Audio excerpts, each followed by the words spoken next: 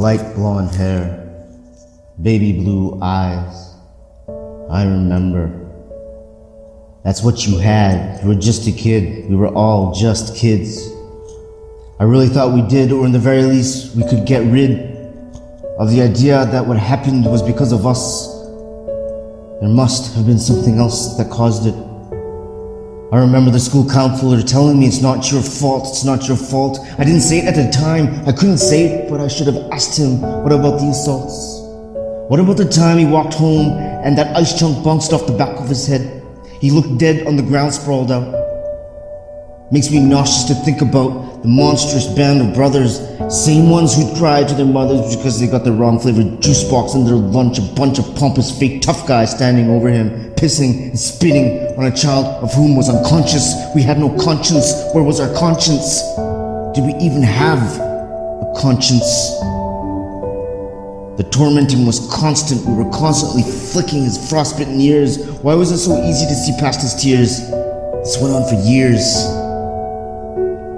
Light blonde hair, baby blue eyes, I will always remember. It was no surprise that you were immediately targeted, looking like a little boy while we were all still little boys. You carried the face of a baby with a frown that couldn't understand why he couldn't sit at our table, or why he wasn't able to have a stable friend without the same friend eventually following the crowd and turning on him, turning on you. Why couldn't you have just had more fight in you? Instead, you caused so much guilt and pain. If anyone found out how bad it was, no one would look at us the same. When I got pushed down, I stood up with no hesitation. Humiliation was not an option, not for me. The protection of my name with the threat of vengeance was my redemption from the unwarranted dissension. Standing up was my only option. My reputation, my pride was not up for auction, so why couldn't you see it that way? Why didn't you stand up when fitting in back then was held in the highest importance and dictated our self-worth? Easy answer. You wouldn't have had to if we didn't give you any reason to stand up for yourself. First, everyone failed you. Then, everyone lied. All else is irrelevant and can't be justified. Not anymore. I saw you laugh once. I noticed the joy in your baby blue eyes. I remember. It was mid-December, and the teacher was your secret Santa. You know, she set that up. Her blind eye caught a glimpse, I guess, once in a while. Whatever you saw in that little box brought a smile to your face. But the brief surge of happiness abruptly stopped in its place and was once again replaced with horrible words and vicious actions. What you smiling at, faggot? You were knocked to the floor. You bled from the mouth. The box slid to the door, and with one stomp, the box was crushed. The class laughed in hysterics this time, though the disgust unexpectedly took over inside of me. What was happening to me? Why wasn't I getting pleasure out of your misery? Actually, did I really ever? I think that was the last time we were in the same room together. And the last time I saw you awake. You were gone, and it was like no one noticed you were missing after a Christmas break, and I never did understand why no one even questioned it. That next summer in June was the next time I heard your name. In my young mind, it just didn't make sense. From that day onward, you'd only be known in the past tense. I would never see your light blonde hair and baby blue eyes again. But I still remember. Now, sometimes in the malls or on the street, I see you in the eyes of the innocent even to this day. I see your face in children, and it may not be all the time, but often I think of you. I wonder what it would have been like if I was your friend.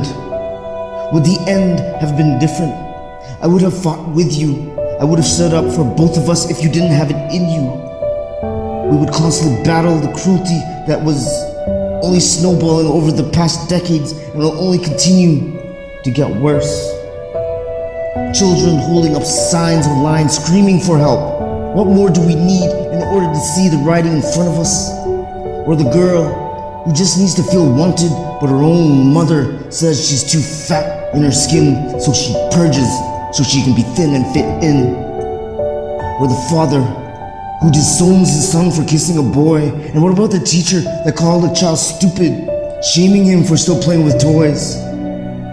Kids bully kids, but they're not the only ones to blame. Keep choosing your blindness and it'll always be the same. Wake up. One day, my children will become teenaged.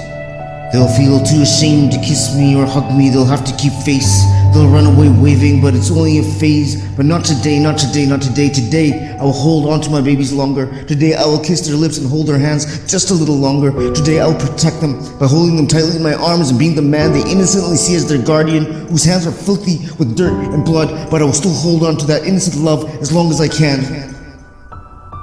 Most kids go through a temporary stage of being too embarrassed to hold their parents' hand, kiss their lips and hug them. So cherish the innocent days and prepare for it. Hold on to them just a little longer. What about your mom? I remember her too. Did she prepare for that awkward stage and try her best to hold on to you just a little longer? With your light blonde hair and baby blue eyes, peach fuzz on your face, you look so young. At least she could physically see that little boy just a little longer, just a little longer. You're more than likely going to hit that stage of the teenage shame, loving your mother so much, only secretly though, because don't forget, you would have to keep face. Did your mom prepare for that? Was she ready for that stage?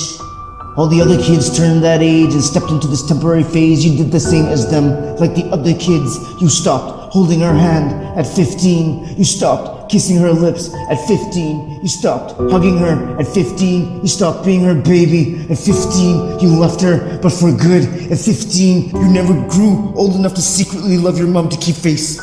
That gun to your head made it so that phase would never begin or end. Let's not pretend. Let's quit pretending that this was just a one-off tragedy. No one fucking talked about it. No one was accountable. Teachers, parents, kids pretended they forgot about it. But I remember, Brian. I said your name. I wasn't planning to. I will always remember your light blonde hair and baby blue eyes, and that last time I saw you in December.